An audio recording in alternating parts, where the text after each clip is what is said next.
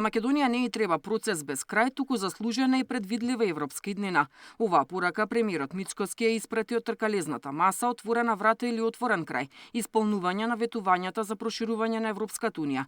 Во рамки на Минхенската безбедносна конференција, на која присуствуваше и еврокомесарката за проширување Марта Кос.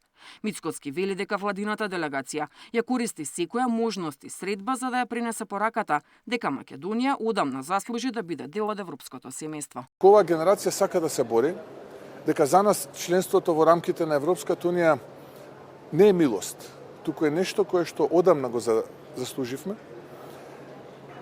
Да укажеме на сите, би рекол, неправилности, да укажеме на сета неправда која што нас не е нанесена и како народ, и како држава, но истовремено и да потенцираме дека суштината е да не се сруши имиџот и кредибилитетот на самата Европска унија. Имаме чувство и македонските граѓани чувствуваат фрустрација и имаат чувство дека некој од самата Европска унија од внатре како да сака тој имиџ и тој кредибилитет да го уништи.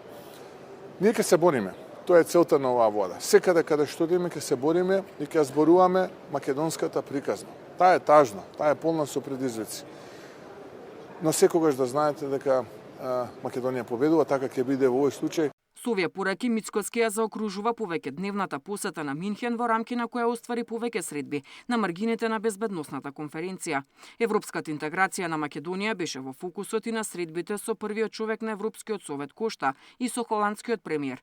Со украинскиот председател Зеленски разговарале за актуелните безбедносни предизвици во Европа, за потребата од единство и солидарност и за праведен мир. Мицкоски се сретна и со Ричард Гренел, специјален пратеник на Трамп за специјални мисии, со генералниот директор на Американскиот еврејски комитет и со представници на повеќе европски компании со кои биле разгледувани можностите за инвестирање во Македонија. Деспина Тодоровска, Сител телевизија.